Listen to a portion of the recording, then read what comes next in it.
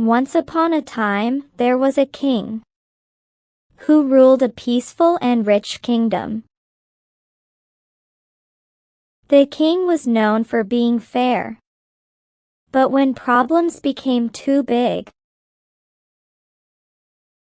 he would always ask his wise minister for help.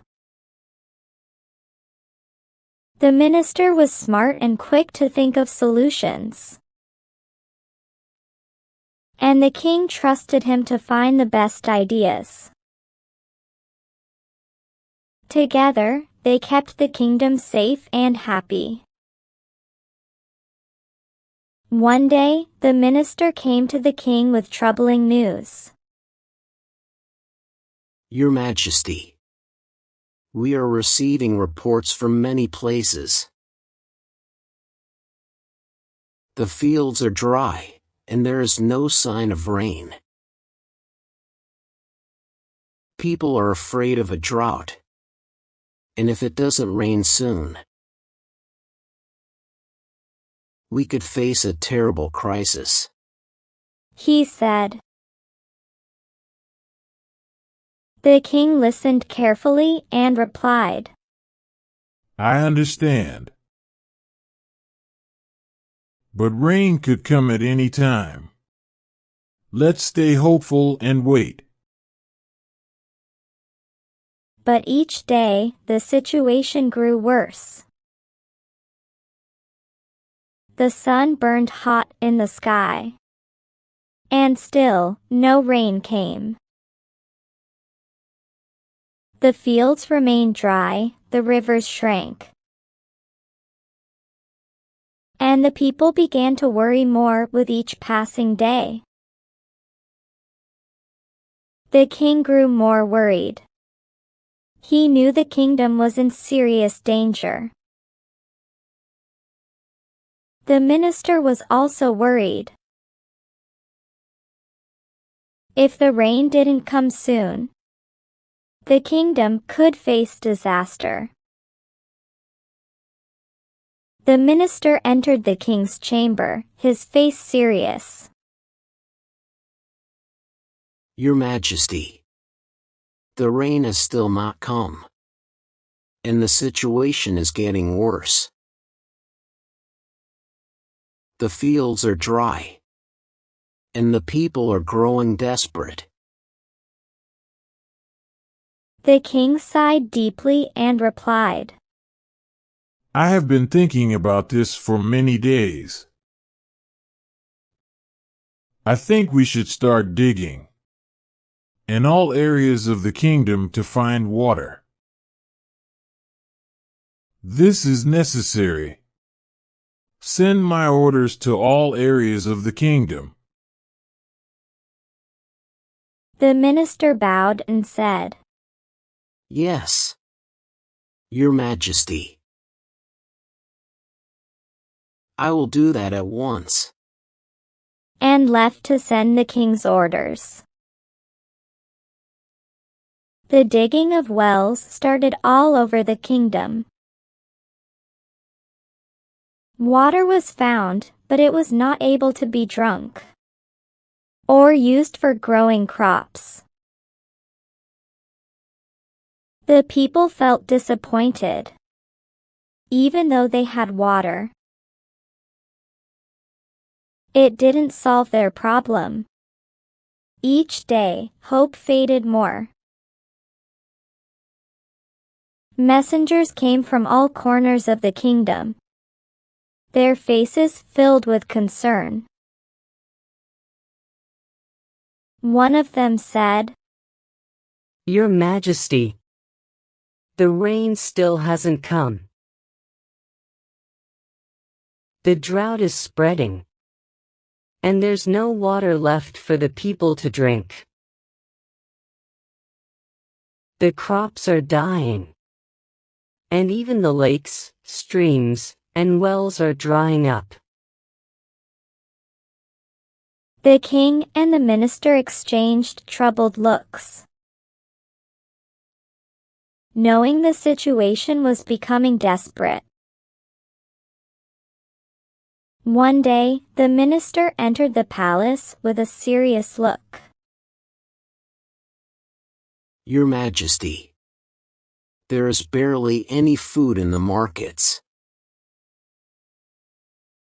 The crops have dried up, and only a small amount is left for sale. The king's face grew pale with worry. If the crops are destroyed and there is no food, how will the people survive? He asked, his voice filled with fear. The next morning, the royal chefs busily prepared breakfast for the king. The smell of freshly baked bread and warm tea filled the air. The royal servants set the table, placing a variety of dishes before him. Golden fried eggs, buttered toast, creamy porridge, fresh fruits. Steaming hot croissants. Pancakes with syrup, a bowl of rich buttered mushrooms. Sausages, and a selection of cheeses. The royal chefs stood by, ready to serve more. Meanwhile, the king woke up, got dressed in his royal robes, and entered the dining room.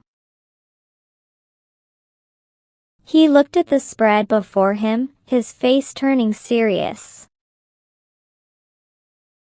He looked at the chefs and said, No need to make so many dishes.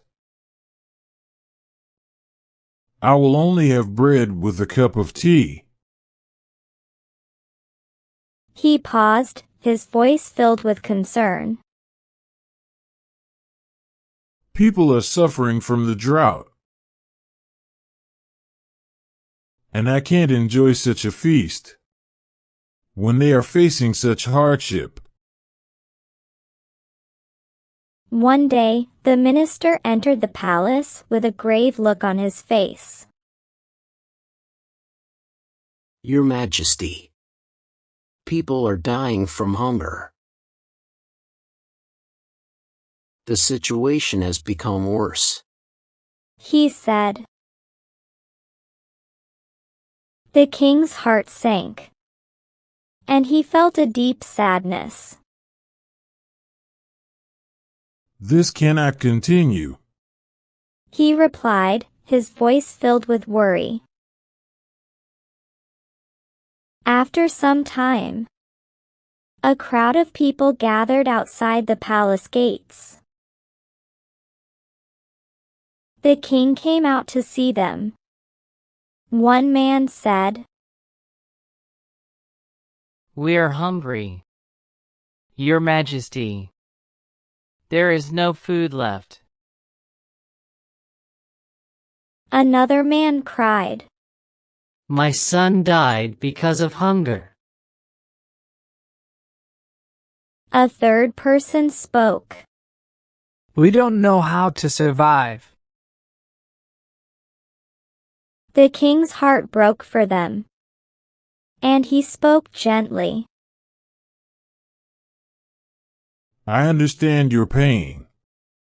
We are doing everything we can. He then turned and went back inside.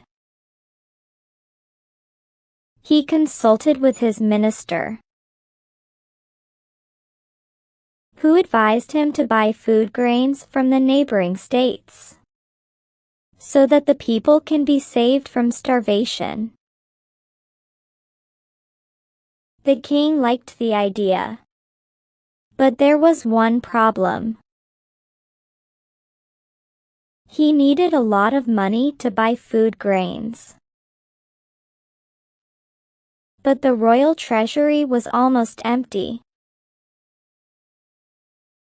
He didn't have enough money to buy food for his subjects. Let us ask the rich merchants and landlords of the state to donate to the royal treasury whatever amount they can, so that we can gather money to buy food," suggested the minister. The other courtiers also supported him.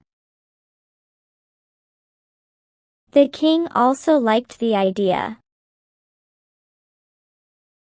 He issued an order asking the rich merchants and landlords to donate to the royal treasury for the welfare of the kingdom. All the rich merchants and landlords were willing to donate to the royal treasury. One day, two merchants, who were brothers, came with bags of gold coins.